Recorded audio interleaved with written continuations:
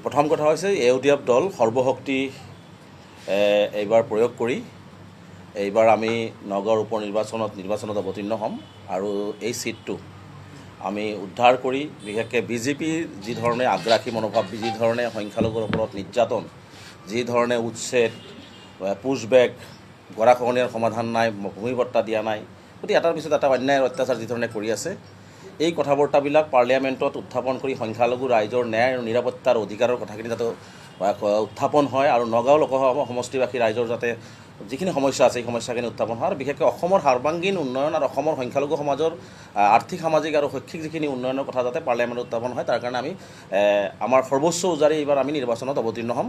আপোনালোকে দেখিছে যে আজি নগাঁৱৰ উপ নিৰ্বাচন হ'বলগীয়া পৰিৱেশটো কিয় হ'ল।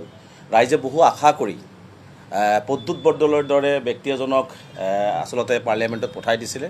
ৰাইজে সৰ্বোচ্চ উজাৰি ভোট দিছিলে, আশা কৰিছিলে নগাঁও লোকসভা সমষ্টিৰ গৰাখহনীয়া প্ৰতিৰোধ হ'ব, উচ্ছেদৰ সমস্যাখিনি সমাধান হ'ব, পুছবেগৰ ক্ষেত্ৰত পাৰ্লিয়ামেণ্টত মাত মাতিব, ৰাস্তা ঘাট, শিক্ষাৰ ক্ষেত্ৰত মাত মাতিব। সেইবোৰতো দূৰৰে কথা, তেওঁ আগৰ পৰা এটা বিজেপিৰ লগত নেক্সাছ কৰি পেলাই তেওঁ বিজেপিত গমন কৰি পুনৰবাৰ নগাঁৱৰ উপ নিৰ্বাচনটো অনুষ্ঠিত কৰাৰ কাৰণে বাধ্য কৰালে। আৰু এই সমগ্ৰ প্ৰক্ৰিয়াটোৰ কাৰণে নগাঁৱৰ বাই ইলেকশ্যনটো যে হ'ল, এই বাই ইলেকশ্যনটোৰ কাৰণে সম্পূৰ্ণ জগৰীয়া কিন্তু কংগ্ৰেছ দল। কাৰণ কংগ্ৰেছ দলৰ যিজন মানুহকে তেওঁলোকে প্ৰাৰ্থিত্ব দিয়ে তেওঁ বিজেপিত যোগদান কৰে। বিজেপি আৰু কংগ্ৰেছৰ যিটো নেক্সাছ চলি আছে, এই নেক্সাছটো অসমৰ ৰাইজৰ আগত কিন্তু এইবাৰ উদঙিব। মই পুনৰবাৰ কৈছোঁ যে ইউডিএফক সমালোচনা কৰাৰ পৰিৱৰ্তে আপোনালোকে সঁচাকৈ যদি বিজেপি বিৰোধী হয় তেনেহ'লে আপোনালোকে ইউডিএফক এইবাৰ সমৰ্থন কৰক। কিন্তু ইউডিএফৰ হাইকমাণ্ড হ'বৰ কাৰণে আপোনালোকে চেষ্টা নকৰিব। দুদিনৰ পৰা দেখি আছোঁ যে ইউডিএফৰ হাইকমাণ্ড হ'বৰ কাৰণে কংগ্ৰেছে চেষ্টা কৰি আছে। বিৰোধী দলৰ দলপতিগৰাকীয়ে ইউডিএফৰ হাইকমাণ্ড হ'ব বিচাৰিছে।